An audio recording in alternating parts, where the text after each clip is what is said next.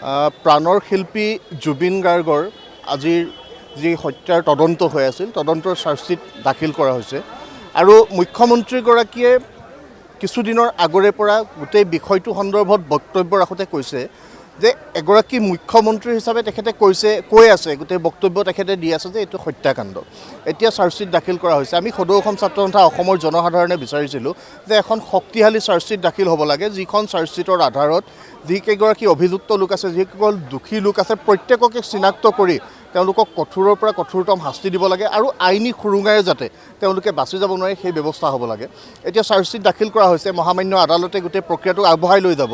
এই প্ৰক্ৰিয়াটোত আমি চৰকাৰৰ যিখিনি কৰণীয় দায়িত্ব আছে, আহিব লগা সময়খিনিত চৰকাৰৰ দায়িত্ব থাকিব।